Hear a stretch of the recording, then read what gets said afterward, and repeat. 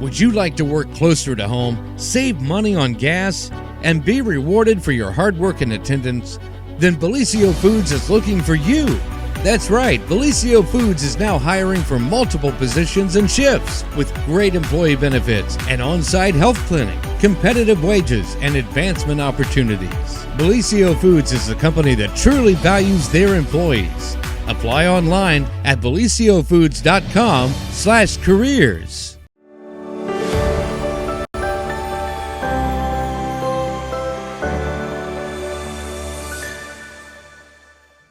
Good morning, everyone, and welcome to Main Street TV.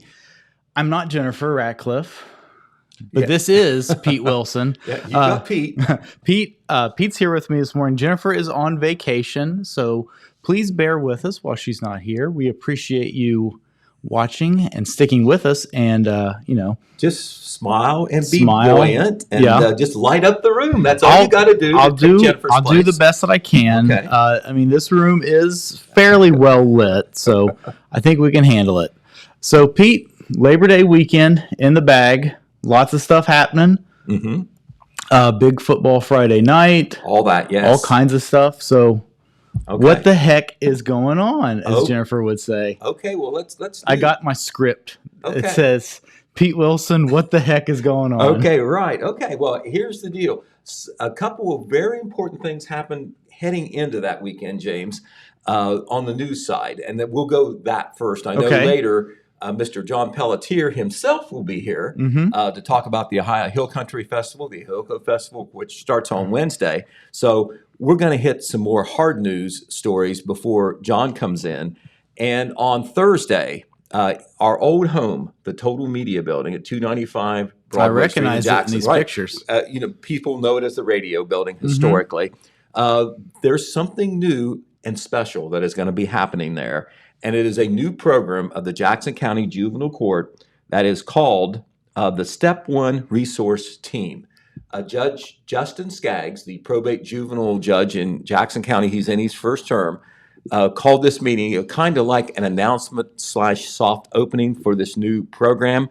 $200,000 grant will help pay for this.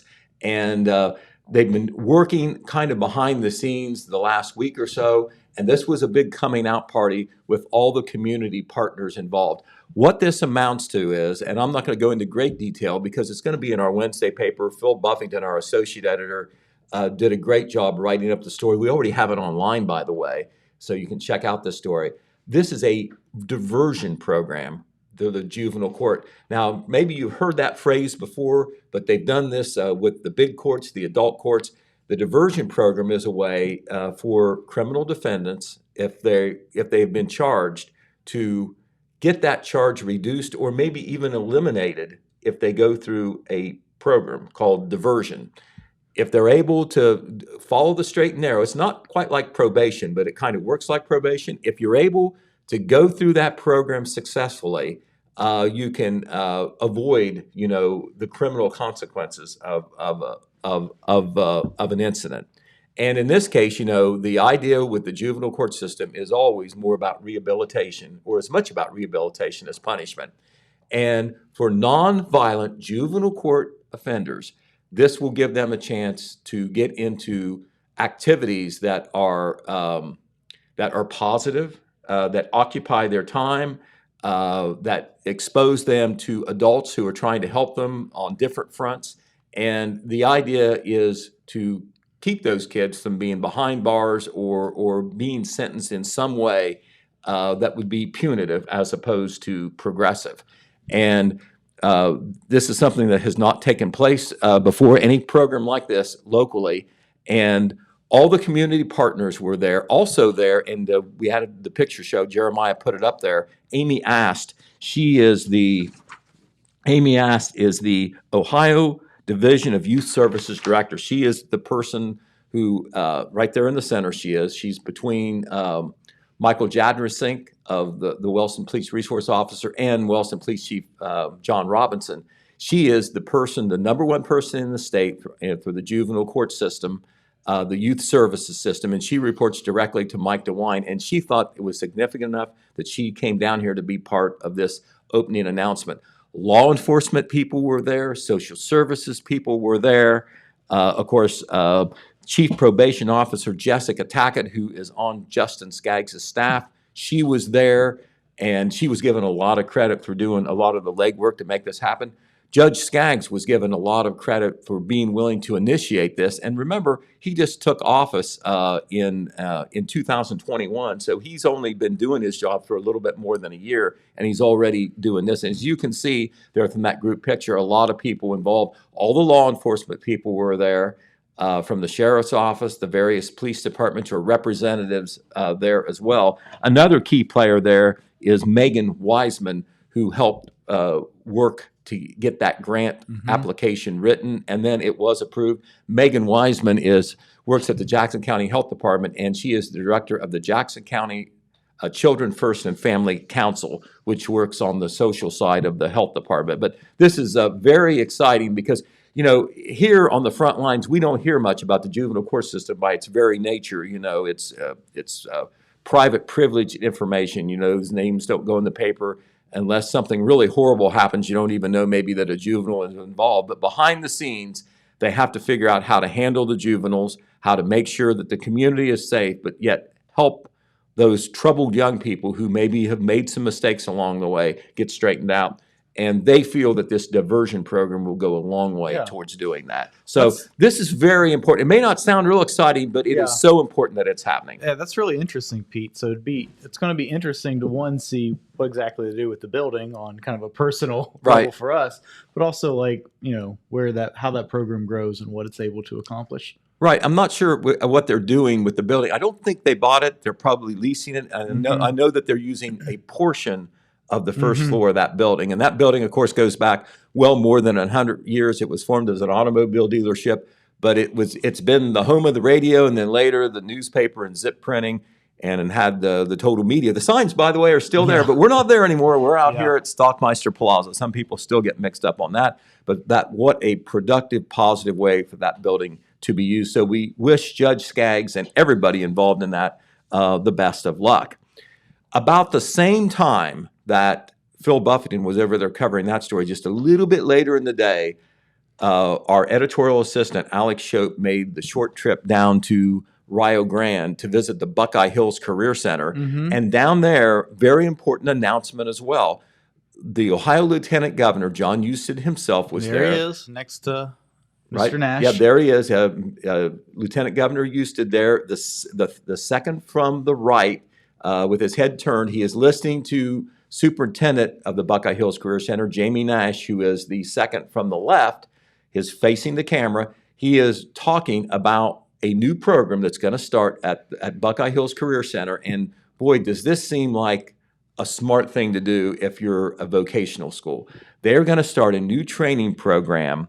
They're going to add it to the curriculum to train people to work on broadband infrastructure training. Okay. Now, as we know, broadband access is going to, because of grant money and because of what the providers are doing, we learned what Spectrum is doing, expanding in both Jackson and Vinton counties. There's going to be a lot of need for more workers to do the technical part, the servicing part of connecting broadband and working with it and setting it up. And this training program will train both adults and students to be broadband technicians. I'm not sure that's the exact phrase, but it's a technical thing. And there is no program like this that's directed just at this. This is aligning, once again, education to the workforce. This program is going to start January 2023. I'm sure we will hear more about that. But the reason the state is involved, of course, they're interested in employment and state money and grants being used to enhance, the employment situation. They gave a $50,000 broadband and 5G workforce strategy grant. That was what they called it, to help enable this thing to get off the ground. And so last Thursday's event was a chance for Lieutenant Governor Husted and Jamie Nash to talk with some of the companies that are doing broadband, Spectrum, Horizon, et cetera. And they were all there. They were able to have kind of a roundtable discussion. And it also served as an announcement for the media. And so Alex Shope was there. And I can tell you, I already read his story. We've got it online. It's going to be in the front page of tomorrow's paper, but we already got it online and with a Facebook link as well. Just like Phil, he did an excellent job explaining what is going on there. And once again, it's off the beaten track of the news, but it's so important with the things that are going on, not only to help facilitate all this broadband expansion that's going to take place, but it's also to give people jobs, young people and adults looking for a new career. And the pay is supposed to be pretty good for that type of work. So a lot happening at Buckeye Hills. They've added several new programs, and Ryder Grand too. Of you course. got to give Jamie Nash a lot of credit. He has been very proactive. Overall, nationally and in the state, there's been more of a push towards vocational and career technical training is kind of the phrase they use there, because there's lots of those jobs out there. They pay well. You don't have to go to college. You don't have to have a 4-year career or even an associate's degree to get to be adequately trained for lots of these jobs. And so, and for some people, this is more on the line of what they can do, what their aptitude is, what their interests are, what their skills are. But you've got to have the training. A lot of these places, you just can't walk in and expect a job without the training. And so for these companies that are seeking these trained individuals, they will have a pool of talent ready for them. So very, very important. So 2 very important stories about the juvenile court system and about broadband access and employment on the jobs front. We'll be reporting on both of those in Wednesday's paper. So that's kind of a preview. It's going back to what happened at the end of last week and the news actually coming out here at the first of this Labor Day holiday week. All right, on a sad note, we mentioned this on the news when we were on the news on Friday, but we have a little bit more information about the death when of... Red was with us. Right, exactly. And he was really touched by the death of Janie Fannin. Now, especially here in Jackson County, folks may not know Janie. In Benton County, they certainly do. And in MacArthur, they know her real well. She had been the fiscal officer in MacArthur for probably at least the last 10 years. We know that she went to work as a clerk in 2007 under former Mayor James Waddell in MacArthur. She worked for Mayor Kim Wortman. At some point during Mayor Waddell's tenure, she was promoted to fiscal officer. And that is a very important position where you manage and you're in charge of the village's finances. And I know from talking with Red and from being the editor here that Janie was very much respected by her colleagues in the village of MacArthur. She just didn't read them figures and figure the budget and do the accounting. She gave them financial advice and guidance, which is very important. And audit's always very clean in the village of MacArthur, and people like Janie. There's a picture of Janie at a recent meeting, when the COVID protocols were in place. But Janie was only 53 years old, died 2 days before her 54th birthday. Unexpectedly and suddenly at her home, and it's left a real gap there in the village of MacArthur, both professionally and personally. Her calling hours were at the R.M. Williams funeral service in Wellston last evening, and I believe a celebration of life / funeral is taking place today. So we mourn the loss of Janie Fannin. That story, by the way, we've got free on our website right now for people to learn about the details of her death and what people thought of her. Red Thompson went out and got comments and interviews with all 3 mayors she worked with. So he did a lot of work over the holiday weekend so we could cover this. Mayor Waddell, of course, Mayor Kim Wortman, who followed Mayor Waddell, and the current mayor, Steve Hammond of MacArthur. And I know that in addition to the story that we have posted and that we'll have in our Wednesday paper, I know that Red is working on a column on a personal basis because Janie was one of his favorite people up in the village of MacArthur. Yeah, it sounds like she helped him out a lot. Right, she certainly did. She was able to explain things about what was going on at the village. It's hard to be there for all these meetings. We try to cover the governmental meetings and the school board meetings. Sometimes we can't reach there. They're going on at the same time. We've got other things going on. And when Red had to double back on the village of MacArthur, he could talk to anybody, of course, but the person he usually turned to was Janie Fannin, because she also kept the minutes for the council meeting. And she could not only say what happened, but the why behind it. So, along with, of course, the folks in MacArthur who knew her best, we here at Total Media certainly express condolences to her family and to her colleagues. Yes. All right, a new thing that has happened in Jackson County government, we just learned of this on Friday. Kathy Smalley, longtime resident of Scioto Township, she has worked with Jackson County elections for years, and she is a current 50 years on the as a poll worker. Yeah, many years Wow. as a poll worker. Then she worked in the elections office because during election season they always hire part-time people to help with the load. She did that for a number of years, and then in 2017, I believe it was, she was elected as a member of the, not elected as a member of the Board of Elections, appointed as a member of the Board of Elections on the Republican side. She was reappointed in 2021, which she has decided to step down. Her resignation will take effect. It took effect yesterday, as a matter of fact. So there is a vacancy on the Jackson County Board of Elections, and the Republican Executive Committee, along with the Central Committee, which will make the appointment, because this is a political appointment. On the Board of Elections, you have 4 members, 2 appointed by the Republican Party, 2 appointed by the Democratic Party.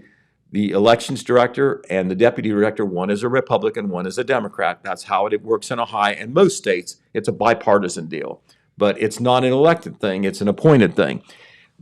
They have already announced a meeting Monday, September the 19th. Okay. Donnie Willis is the chairman of the executive committee. He's also known better as being the Jackson County Commissioner.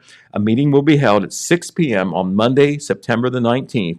And it will be held, this is another kind of like a news story on the side, at the old American Legion post on Morton Street in Jackson. I understand the Republican Party has secured that facility. They either have bought it or in the process of buying it from the Legion, who no longer just has the wherewithal to keep up that facility with their numbers and so forth. We learned about that last week in an article. But that is where this meeting will be. It is open to the public, once again, 6 p.m. on Monday, September the 19th. If you are a elector and you are a Republican elector, which you have to be, in all throughout the county, I think you are eligible for this appointment. You can send a letter of interest to the Jackson County Republican Party at Post Office Box 271, Jackson, Ohio. And that meeting that they're going to have is a week. It is 2 weeks from yesterday on the 19th, so you have time to do that. You're welcome to go to the meeting as well. That would probably be a good thing because, you may want to make comments or whatever if you're interested.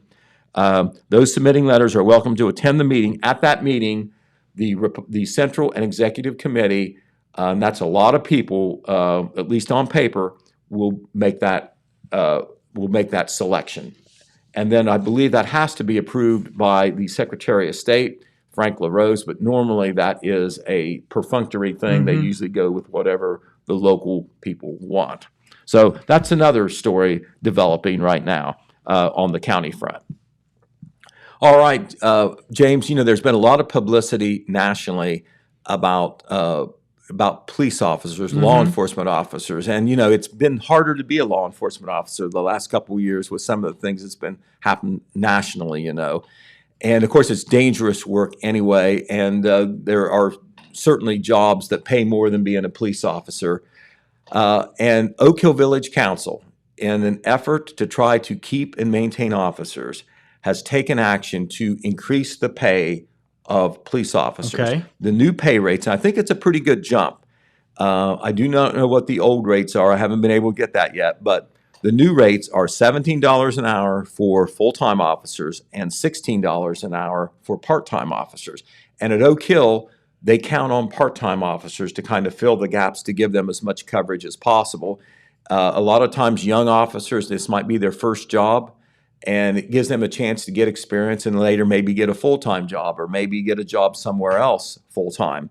And anyway, I know that all the law enforcement agencies that I know have had to recruit harder to get people to become police officers. Like there's been a lot of you see a lot of Facebook posts all over about things you didn't used to see. Yeah. It used to be far more competitive even to get a full-time police or deputy to position. get jobs like that. Yeah. Right, exactly. Now, there are step increases at Oak Hill, too. So, the pay actually goes up plus whatever cost of living increases that might be granted or negotiated. But that was one of the things that happened at a recent Oak Hill Village Council meeting, and we'll be covering that as well. All right. Well, James, another thing we want to tell you about, the Garrett Ridge Water Project up in Vinton County. It took a significant step forward. They still don't have the money to do the big thing. It's $5.8 million. I mean, that's a lot of money, but it is. But up there in clean water. It is up there in Vinton County. Getting clean water is worth the price. Red's written about this, and up there in Vinton County, I mean, they're trying to be as diplomatic as I can, but they're really wondering what it takes to get grant money when there's so much money flowing right now from Washington and Columbus. But this is a $5.8 million grant that they still need to serve 52 customers in the Garrett Ridge area. That's in western Vinton County in a remote area. They do not have safe water now. They either have to go truck their water in, go to a vending station, or use well water, which could be questionable. I'll say, Pete, I had an experience with well water recently, and it'd been a while since I'd used well water. I would not want that in my house. Well, I tell you what, that used to be a standard way in rural areas to get water. I mean, we had well water when I was a little kid. Right. And I don't remember it being this bad. But well, depending on even how it tastes, you need to test it. Yeah. And I have a feeling that in yesteryear that wasn't done. No, I'm sure. And the well water that I was around recently, like you were not cooking. It didn't taste good either. Yeah, you were not. Oh, I didn't find out if it tastes good. I could tell it wasn't going to taste good. Right. I mean, it was not clean. Talk about a basic human need. On the water. So. They've come a long way in Jackson County and in Vinton County in having, rural water for sure. There's not that many places that don't, but there still are. Garrett Ridge is one of them. But the good news is that they received a $799,000 state grant that will pay for planning and engineering. You can't do the digging and the water line laying until you've done the paperwork, the planning and engineering. And it costs a lot more than you might think. The grant they've got is $799,000. So they'll work with the Jackson County Water Company that has done a lot of the rural water lines in Vinton County, and they will do that work, and it will be what they call shovel ready for the money whenever they can get it. All right, let's see, what else can we talk about? We want to give credit. This was a big business story, an achievement story. The Honda, Suzuki, Polaris dealership here in Jackson was named the Dealer of the Year in the Can-Am district, and that is a pretty big district. And that there's 29 dealerships that were going for this, and here's the local folks right here. From left to right is Wes Nobel, who is the district representative of Can-Am. He came down for this presentation. The plaque was presented to the co-owners of the Honda Suzuki Polaris dealership here. That's Brooke Phillips in the center and Mark Simmons on the right. And of course, they moved from one location to another. They built that big new dealership just off 35 there on Clary Road. But that business has always been active. They sell not only locally, but regionally. It's a big deal. Yeah. And they went from a 1,800 square foot building that was built back in 1979 to this new building that they have now that opened in 2003. But they sell a wide range of motorsport vehicles, ATVs, and motorcycles from such dealers or from such companies as Honda, Suzuki, Polaris, Can-Am, Razor, Maverick, and Goldwing. They also sell parts and sell accessories. If you're driving along there, you'll always see a lot of cars parked out there. That's at 2223 Clary Road near Jackson. They have been named the Dealer of the Year in the Can-Am district. And they're, according to Wes Nobel, competing, this competition was in an exceptionally successful district. The thriving and burgeoning world of motor and outdoor sporting. This Jackson business has been pitted against the entire district, which consists of 29 dealerships, and this has emerged our local dealership here as the best of them all based on the standards that Wow. Can-Am sets. So that story we had in our Saturday paper, and it's online as well. So congratulations to everybody. I believe they did a dinner for everybody that works out at that dealership. It was a big celebration recently. Alex Shope wrote about that. And Did he get dinner? I don't think Alex was I'm there for the surprised dinner Red part. didn't volunteer to cover that one if it was going to be a dinner. I don't think he was there on that one, but if he would have heard, he would have stopped by and he would have shook their hand too, I'm sure. So congratulations it's awesome to the Honda Suzuki dealership here in Jackson and to the owners and the entire workforce. Also, we have a column going in our Vinton County page today. Red Thompson Jr. Looked at that. It's his Viking Vibes. He is an award-winning columnist, won an award at the state newspaper contest last year. He usually churns out a column or two every month. He's got another one in Wednesday's paper. He touches on Hotel MacArthur. He talks about Matthias Hauk, who was an outstanding young graduate to come through Vinton County High School, and his success now in the hospitality business outside of Vinton County. He also talks about the Appalachian pool of money, $500 million from the state that Mike DeWine announced recently, and how that money might be used in Vinton County. And also, he gave a little pitch to the Apple Festival and the fact that they have a big-name country music star, Mark Chestnut, that's going to be performing. The Friday night of the festival, I believe that would be the 23rd. So I know we'll hear a lot more about the Apple Festival after the Ohilco Festival, but that is coming up as well. Speaking of MacArthur and Red, I got to give him a shout out. Okay. So I was in MacArthur Friday night for the football game. I lost track of how many people asked me where Red was. Okay. Well, I tell you what, Red has worked up in Vinton County on again, off again for, let me see, I'm guessing nearly 30 years. Hasn't been up there full time for any of that, for very much of that period at all, but he was the editor of the Courier at one time.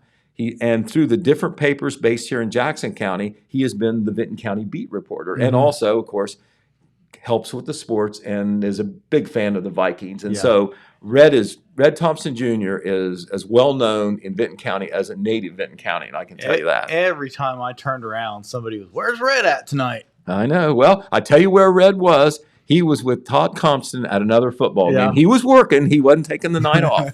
I can tell you that. And then, of course, as I think I said earlier in the program, he worked this weekend to make sure that we could do a good tribute to the late Janie Fannin as well, with some meat on the bones of that story. All right, you'll be seeing in the city of Jackson, of course, we're still in that area where you see a lot of orange cones because we're not out of the construction season. The state flower of Ohio. I know. They've got them in West Virginia, too, I noticed. That's about what it is. But remember, it's supposed to be progress. But one of the big projects, we just mentioned one, is the State Route 93 resurfacing project in Jackson. And when you resurface State Route 93 in Jackson, you're talking about the main drag. You're talking about State Route 93 coming in from Colton and Wellston. They're on Morton Street, and then, of course, Chillicothe Street, Bridge Street. Then, of course, it turns on to Main Street, goes all the way out Main Street, through the downtown area, all the way out through the commercial area on the east side of town.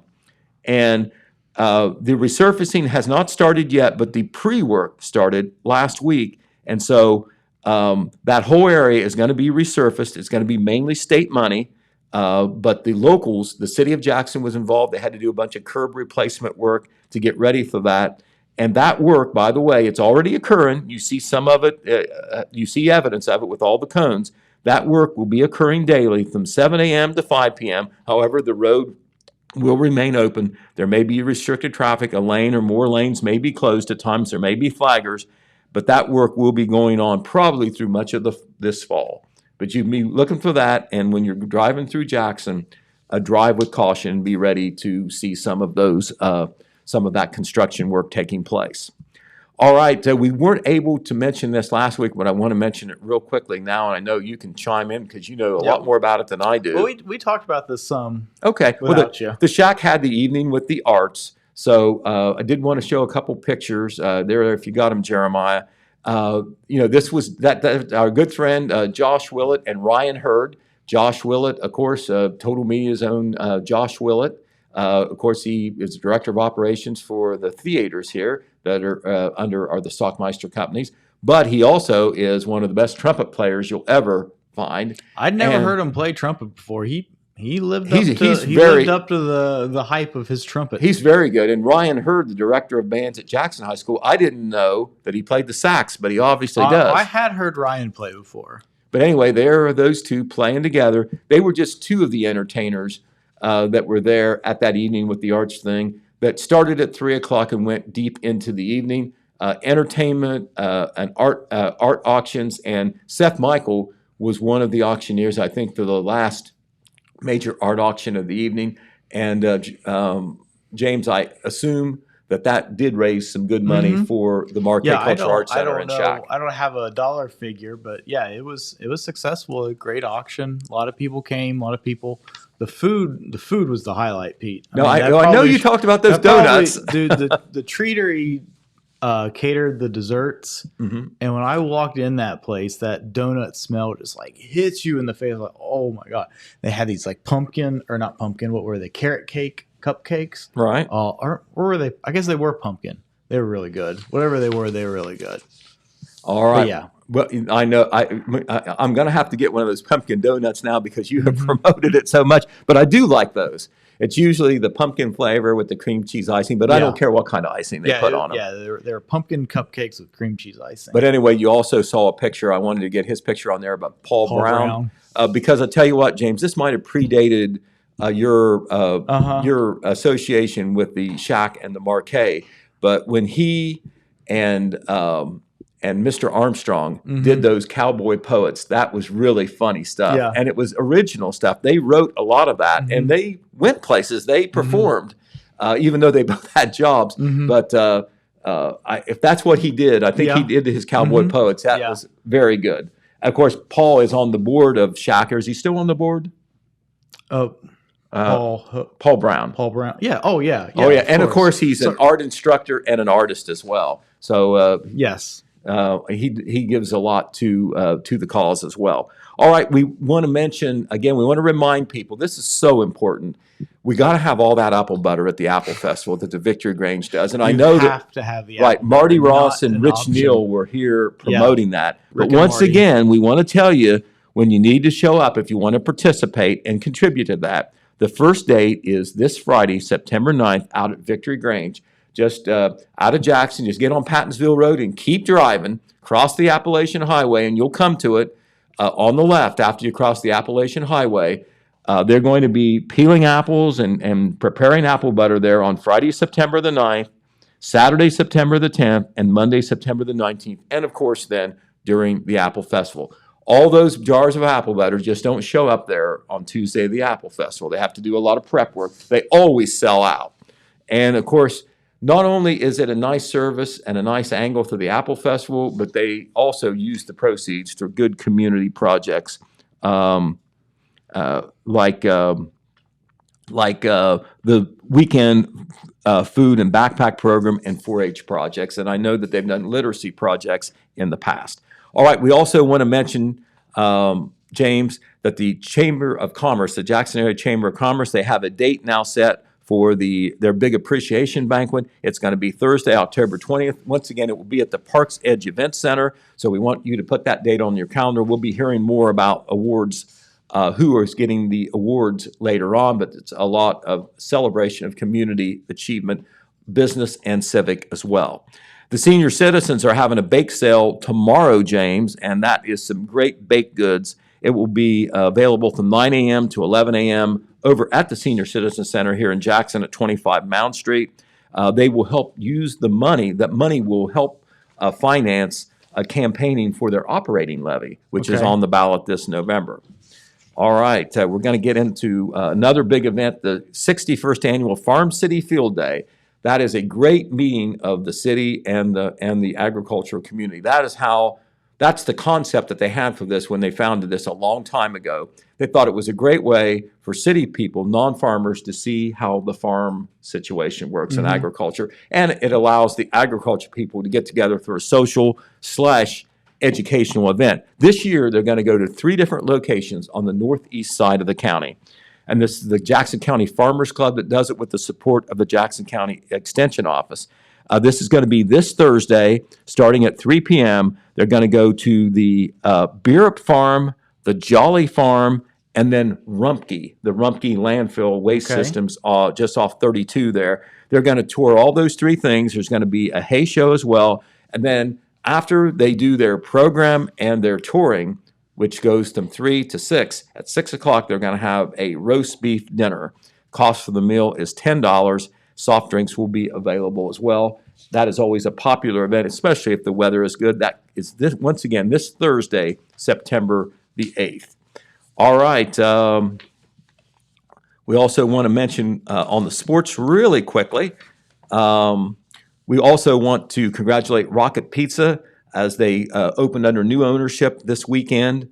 That is on Ohio Avenue in Wellston. Keith and Wendy Henry have purchased that. And one of the things that they did, and this was a nice thing they did, they treated the members of the Ohilco Society to pizza. Nice. They treated them for all the work that they have done and will do here in the coming week for the festival. So good luck to Rocket Pizza and also to the Ohilco Society. We also want to salute the Hamden Fire Department.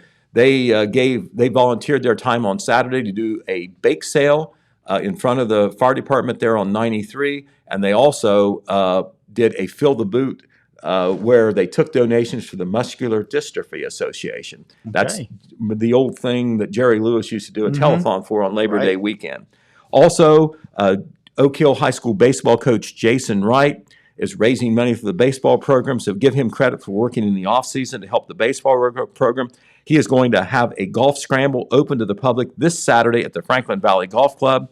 The cost is $70 per person or $280 per team. To register, you can give him a call, 740-418-0482. Once again, 740-418-0482. That information is posted in the paper, will be on the radio, and will be in the paper as well. Okay, football. Football Friday night. For the second straight week, all three of our local teams in Jackson County lost. Vinton County was able to save our two-county local area because they were able to defeat Trimble 34-6 for the first victory of the season. So congratulations to those kids and Coach T.J. Carper. But Isaac Mollahan and Garrett Brown both had big games for Vinton County. Both were over 100 yards there in their big win over Trimble. Trimble is usually a Division 6, Division 7 power. There's I believe that's Garrett Brown running the ball against Trimble. And I think we also have a picture of the quarterback, Isaac Mollahan, running the ball. There he is. Both of them had big games, and they were quick to salute their blocking. Because that helps if you have room to run, and they did against Trimble. So congratulations to them. The other local teams lost. The scores were Tri-Valley 14, Jackson 13. Once again, the Ironmen lost in the final minute or two. Rock Hill 20, Oak Hill 7. Right, that was down at Rock Hill. And then we got Minford 53, Wellston 12. Right. So hopefully this week will go better, but I'm going to give you some trivia that is interesting, but not. Oh, there they are. There's our scores right there. Take a look there at the scores once again. That's from last Friday. Remember, all these games are broadcast on our different radio stations and streamed as well. But we had a question that were posed to us. We got the answer, and so we're going to pass it on to our TV audience. Do you know when the last time was that all three Jackson County teams lost 2 weeks in a row? All three of them losing 2 weeks in a row. Probably last year. Okay, now, James, that was not good. It was September 21st and September 28th, 2007. Okay. So I mean, that's a pretty good run of not having sustained losing countywide 15 years ago. Now, if Jackson County teams lose this Friday, not that we want that to happen, but they're all playing good teams again.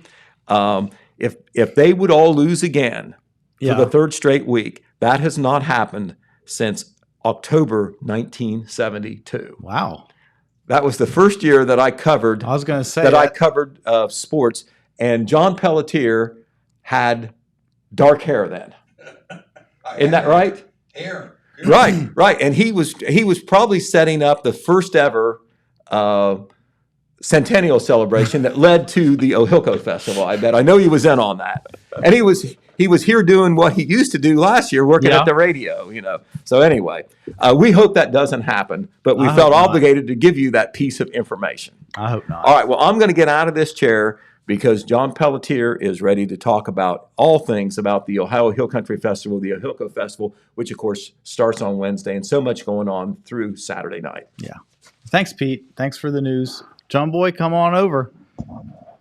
And again, we got the weather. So we've got a high of 80 today, low in the lower 60s. A little bit of rain today, but it's looking like about the same for the whole week. A little bit of rain in the forecast this weekend, but not too bad. I figure we'll take that, cool it off a little bit, get that fall weather coming in. So John Boy, how you doing? I'm doing well, thank you. Welcome back. Well, thank you. Glad to be back. Miss you around here. Well, thank you. I really. I have. It's a lot harder for me to keep track of what all the novelty holidays are when you're not here. That was one of my passions. Yeah. Novelty holidays and governmental surveys. Yeah, it's today's National Ball of String Day. I didn't even look it up. I'm out of the habit now. So anyway, but welcome. I appreciate it. And we've got just a few hours and we'll be full bore at the Ohio Hill Country Festival. And one of the things I did before I came in here was I was, of course, with Matt in Porterhouse, and we were talking about it. Did they let you talk any? Yeah, they did. Nice. Really? They're getting better. I know. I knew that once I got a chance not to use any periods, just keep talking. Yeah. And so it's kind of like writing in Greek. There's no punctuation, just go. So one of the things that they were talking about when I was driving here is they were fumbling through Ohilco and Ohio Hill Country Festival, Coal Festival. And there is a little history behind that. It all started in 1972 with Wellston's centennial celebration. It's that same time Pete was talking about. Yeah, that same time. And they did a centennial celebration, and it was a huge success. They had people were dressing in period dress, and they were having a great time. They had marshals out, and if you didn't have a beard or something wasn't right, they'd arrest you and put you in jail. And all kinds of really great food and activities. But after that was over, they decided that it would be great for Wellston to have a festival every year. So they put together what was called the Wellston Ohilco Society. And the Ohilco, of course, stands for Ohio Hill Country. And they put together that year, they called it the Wellston Ohilco Festival. Okay. And that went for some time. The problem with Ohilco was nobody knew what it meant. Yeah, when the visiting queens would go out and they say, "I'm so and so representing Wellston from the Ohilco Festival," somebody eventually would say, "What the heck does that mean?" Yeah. So then they decided to go with the Coal Festival and change it from Ohilco to a Coal Festival. Do you know what year that was? Everybody knew what coal was. It's true. And then... Do you know what year that was? I'm trying to think. Not really. I feel like it was the Coal Festival my whole childhood. Yeah. It was Coal Festival for quite a while. And when it first started out, coal was big in this area. And they would even have, during the Coal Festival, you could sign up for tours, and they would take you on a bus, and they would take you to the strip mine. They would take you to an underground mine, and you get to tour, the coal industry. But then coal became, I always say a dirty word, but the coal industry sort of tapered off. So when they decided to go back to Ohilco, I was in the minority, but I was one of those who urged them not to call it Ohilco, to call it the Ohio Hill Country Festival, so people would know what it was. And they decided to do that. It's still under the Wellston Ohilco Society. That's the 501c3. But that's how the Ohio Hill Country Festival came to be. Yeah. And this year, there's a theme, all roads lead to everyone's hometown. And it all starts this coming Wednesday. So If I get lost on the way there, can I blame you for telling me that I can just take Any old road. Any old road? You'll end up in Wellston All for right. sure. Okay. It might take Eventually. a while. Yeah, it might take Just keep a while. going but around. You'll wind up in Wellston. And this year will have lots of neat things. Probably should mention the 2022 Ohio Hill Country Grand Marshal this year is Dennis Dupree. So tell us, I mean, I got a little bit of information here that you sent us about Dennis. Can Yeah. you tell us some of the things that he's done that Well, resulted in him? I mean, Yeah, Pete talked about it a little bit, but yeah, I don't know Dennis. Yeah, It'd be he's a interesting longtime Wellston resident. He's been so active Yeah. in so many things. He's served in all kinds of capacities. Of course, he was with the Wellston Fire Department for years. He retired as their battalion chief of the fire department. He was there about 30 years. He's 50 years of service with the Jackson County Fair Board. And of course, he's been almost that long with the Ohilco Society. He was a member of the school board. He's been a member of Wellston City Council. He's been a Wellston City Service Director, a longtime member of the Jackson County Sheriff's Auxiliary. He was also in the Wellston Police Auxiliary. He was on the Wellston Recreation Board for years and years. And of course, what most people call him, for years he was a coach in Little League and recreation years, and a lot of people call him Coach. And of course, Dennis is married to Tracy Dupree, and he has 4 sons, Todd and Randy and Chris and Aaron, and also Sarah and 13, I think, grandchildren. So, but he loves spending time with the kids and his grandkids, and wherever we're doing work or doing something for the festival, he's always there. He's been a long-time member of our board. He's just a hard worker. And nice. Well, congratulations to Dennis. It's time to say thank you. Yeah. So nice. we want him to be our Grand Marshal this year. We're excited about it. Weren't you the Grand Marshal one year? Yeah, myself and my wife Connie at the same time. Nice. It was nice. It was. So, do you nice. have any words of advice from a former Grand Marshal to this year's Grand Marshal? Just sit smile, and enjoy. Sit do down, what they tell you to and do. Enjoy it. Yeah. Okay. So yeah. But anyway, we have all kinds of activities planned for our Ohio Hill Country Festival, and we're ready to rock and roll. So the queens were named recently, right?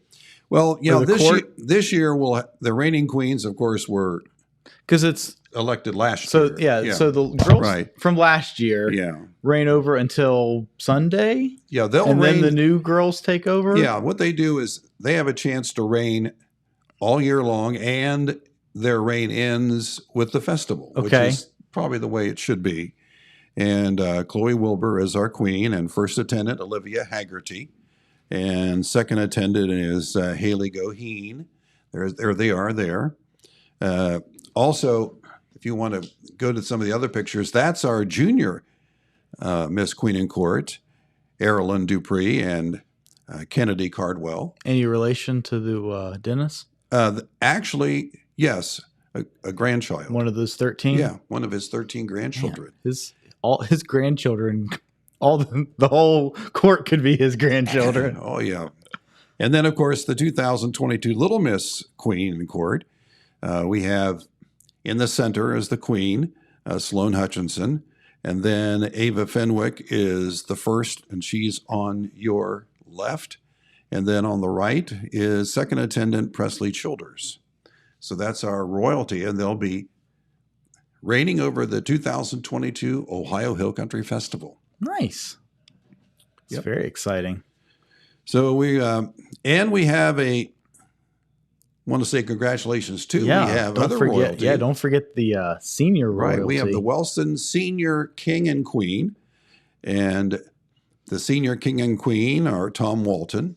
And there they are. There he is, and also Phyllis Booth. Yeah, and they'll be riding in the parades and. Nice, congratulations to them. Yeah, congratulations. So we have some music. We have all kinds of entertainment. Yeah. Yeah, let's start out with, of course, opening night, Wednesday. Okay, tomorrow. Following our hometown parade, you'll be able to see the menus. So Jennifer was disappointed she couldn't be here this week because this is the band that played at her wedding, Right. which is a fun coincidence. Yes, it is. Yeah. And they're a fun band to listen to, and you'll have a great time. And that starts about 7:45. It's all happening at our Wellston VFW Post 9092 stage. And then on Thursday, we'll be having Murphy, who was an American Idol contestant. Yes, American Idol. And it'll be Murphy and his band, and they've been getting really great reviews. That'll be at 7 o'clock on Thursday at the main stage, the VFW Post 9092 stage. And that's going to be a great night. That's Thursday night. Then moving on to Friday, we will have karaoke. Ooh, I'm banned from that. All right. And what's your go-to karaoke song, John? I was telling Matt in Porterhouse that I'm not a karaoke fan. Yeah. But from the looks of the people who attend this karaoke contest, a lot of people are. I'm truly in the minority. And it is fun. And there are some people who are in this contest. Well, all of them are good, but we have some that are exceptionally good. So, Jeremiah, what's your go-to karaoke song? I don't have one. You don't have one? No, I don't do a whole lot of singing. You don't do that? All right. Unless I'm singing for the little guy, maybe like a child rhyme or something. Okay. Yeah. Daddy Shark. No, my go-to would be Down by the Bay. Okay. Where the watermelons grow. All right. Yeah, we'll remember that. Yeah. When you show up to take pictures, we'll get you up there and a guest appearance. But karaoke on Friday night at the Wellston VFW Post 9092 stage. And a lot of people love it. Yeah. Then on Saturday, we're going to have, in the afternoon, starting at 1 o'clock, we'll have gospel music. Okay. And we'll have Potter's Clay. And then also singing will be Troy Irvin. Nice. So that's going to be, and that starts at 1 o'clock. And that will be also at the VFW stage. And that starts at 1 o'clock. And then that night, right after the grand finale parade, it's going to be Nashville Crush. .com. They'll start about 8 o'clock. So these guys, we were giving Red a hard time earlier.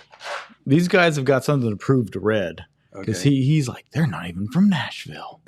So, I mean, these guys better bring it if they're going to impress Red Thompson.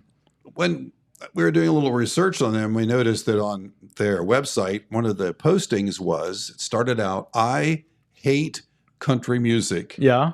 And then he said, but I love Nashville Crush.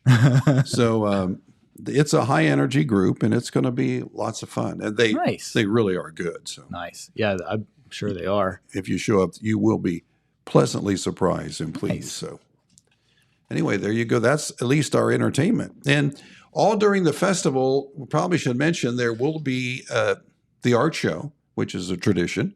And that will take place at the depot. Mm-hmm. And that's, of course, sponsored by Montgomery Trucking. And the art show will be open Wednesday, Thursday, and Friday from noon to 8 at the depot. And then on Saturday from 10 till 6. And also, following the same hours, we probably should remind everyone that there is also going to be a craft and quilt show each day, also at the depot. If you walk into the depot and go to the right, you'll see the art show. If you go to the left, you'll be able to see the quilts, crafts, and that type of thing as well. Wonderful. So all at the depot on those same hours. And we'll have rides this year, too. Oh, yeah. Oh, you said you have a different ride company. Yeah, we have a different ride company. We didn't get that Ferris wheel that got struck by lightning, did you? No. Okay, good. No, this is a nice Ferris wheel. Okay. And we have. Well, I think this was a nice one before it got struck by lightning. I know. That happens.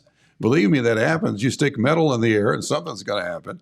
So we have the rides will be Thursday, Friday, and Saturday this year. And they'll be from 5 to 10 on Thursday, then on Friday from 1 to 5, and they'll take a small break and then back till 10. And then on Saturday from 11 a.m. to 5 p.m., and they'll take a small break at dinner, 5, and be back until 11 p.m. So there's going to be some really cool rides for everybody. Wonderful. Well, John, thanks for telling us about everything that's going on at the Ohio Hill Country Festival. Yeah. Me and Jennifer were joking. The highlight of the former the festival formerly known as Cole, is during the parade route where they have all those wires that they have to run across the street, and they put that little rubber thing, and then all the floats come and hit that bump and go like this. And we were watching a video of the parade. This was from like years and years ago, and we just cracking up laughing, like the Apple Festival float and all those big flat things with like all these girls in their fancy dresses sitting on the back of it, hitting this thing, and they're all like, "Oh my gosh, how is nobody falling off when they're hitting that bump?" That's the real highlight of the show, in my opinion. Okay.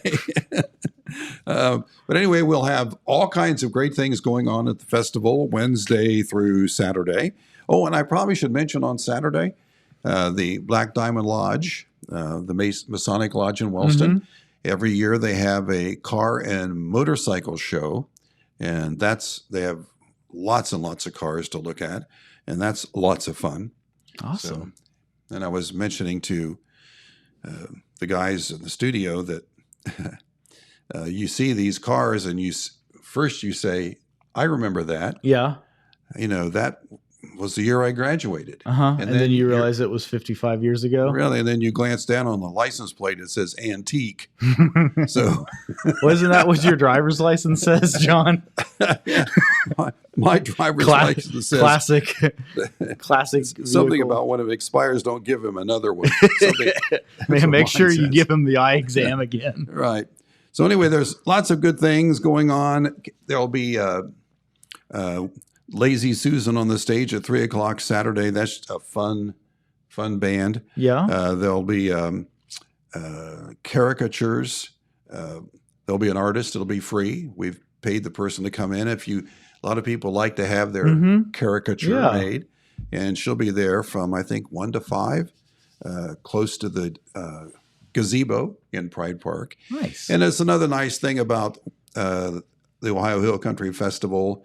The stage and everything is centered around Pride Park, and you can get your food and you can go sit in one of the picnic tables in the shade and enjoy Pride Park as well. So, and it's kind of exciting because Pride Park has completely been refurbished. The old bumpy bike path has been replaced with a brand new concrete bike path, and the entire depot has been renovated, and they're working on the inside right now, but it won't affect the art show or the quilt and the craft show. But so it's going to be a fun time.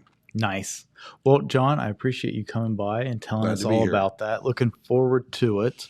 Before we get out of here, I don't know, is there anything going on with you that you want to tell us about? Maybe a new job venture? Yeah. I can't sit still.